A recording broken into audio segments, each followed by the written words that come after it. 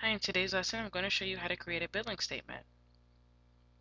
And basically a billing statement is just a statement of a person's account or a company's account, basically showing you what credits are available or what money they owe you because they haven't yet paid.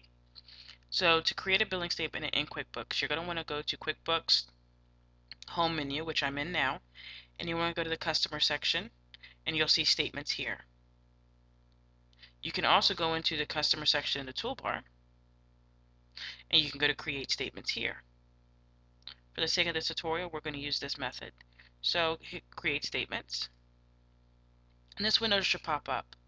And in this window, what you're going to want to do, and we're going to go through step by step, is you basically want to figure out what customers you want to create statements for, all or just one. How far back do you want to go? Do they want zero balances, no zero balances? Basically, you're going to want to indicate here what you want to show on your statement. So the first thing you want to do is go to Statement Date.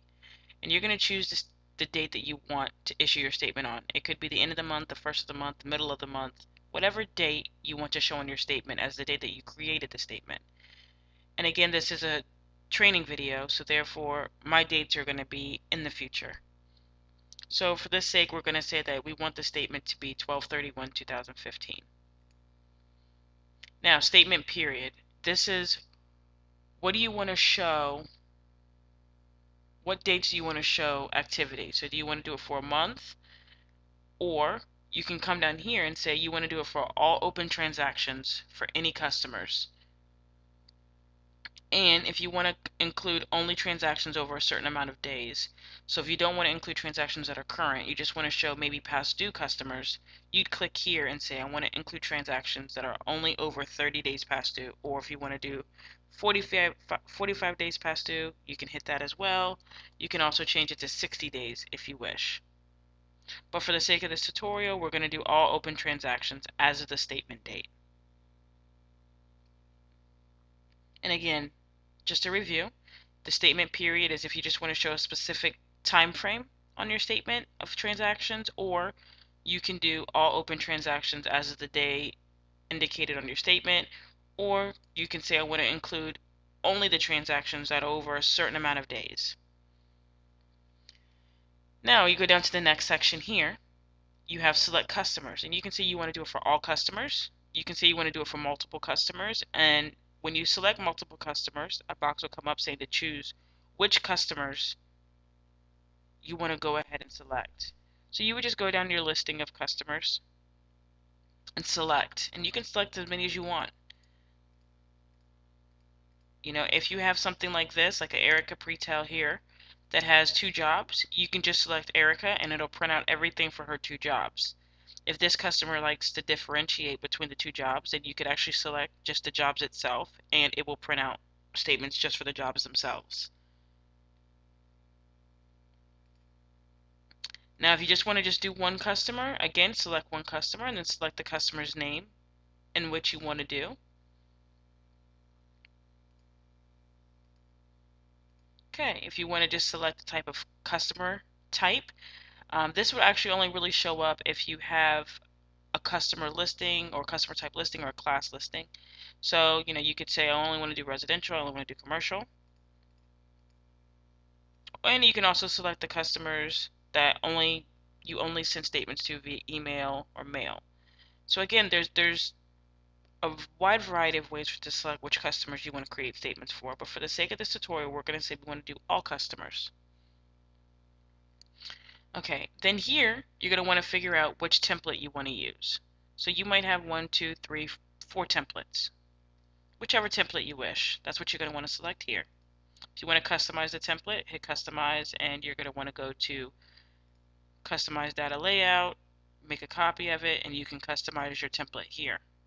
That's another lesson within itself. Okay, do you want to create one statement per customer, or do you want to create a statement per job? It's completely up to you. We'll say create statement per job because we might have customers who have more than one job. Now, do you want to show the invoice details on your statement? You select that. Do you want to print due dates for transactions? Well, of course we do. We want them to know when their stuff is due. Now, these are things that you don't want on the statements. You don't want anything with a zero balance. You could select that. Anything with a balance that's less than zero, which would be like a credit balance you don't want to show, you could select that. If you want to show accounts with no activity, you don't want to create those type of statements, by all means, don't create those statements. And you don't want to create statements for inactive customers. Again, these are all elections that you could do. And then you also have finance charges. Do you want to assess finance charges on these statements? Do you have a late fee or a finance charge that you want to assess? Some companies do. Some companies say that if your invoice is past 30 days, you're going to incur a 5% finance charge. If you do want to do that, you would go ahead and click Assess Finance Charge. And you would have to have one created. So you would have to have a finance charge created within your QuickBooks account. So again, if you want to create a statement, you can. But you would have to have a finance charge somewhere in here created so you could select that finance charge option to create. But if you do have something here, you can click Assess Finance Charges, and when you do print out the statements, your finance charges will be created or added to the actual statement itself. So then once you're done with all that, you hit Preview. And you'll see that it's going to prepare all your statements. And you'll see here are my statements. So once we zoom in, you'll notice that it says the invoice number, the due date, and the original amount. And again, invoice number. So it's going to list all the invoices that this company here, Adam's Candy Shop, owes me. The total here is the total that is due to me. And you'll see here that in my template for my statement, you'll see that the $40 is due, so there's a balance of $40. And then there's $535 due, which gives me a balance of $575. Again, you could just go through and just look at all the statements that you created. There might be one in there that you really don't want. If that's the case, then you can go back in and deselect it. Okay, so that's what a statement looks like. Here are your options. You can print them or you can email them. And these are the customers that are going to show up. If you click on View Selected Customers, let's just say you selected all customers, and you want to know what customers are going to show up on billing statement. These are all your customers. This is your customer list right here.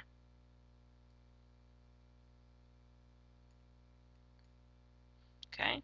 Once you're done, again, you could print or you can email. And then you can just hit close. And that's how you would create a statement within QuickBooks. Thank you, and please come back for more lessons. Hi, in today's lesson, I'm going to review how to create a sales receipt. Now, many of you may be wondering what the difference is between a sales receipt and an invoice.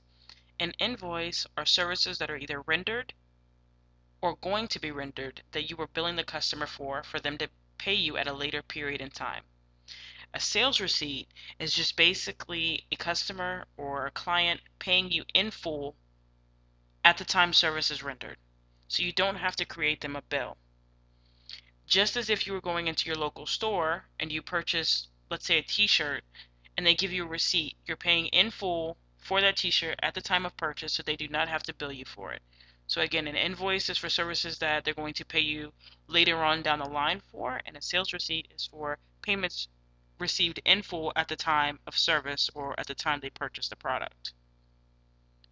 To create a sales receipt in QuickBooks, you're going to want to go into your Customer Center on your homepage, and you'll see that there's Create Sales Receipts here. Again, yours may look a little bit different depending on the year of QuickBooks that you're using, but in the Customer section, regardless of the year, you will see Create Sales Receipts.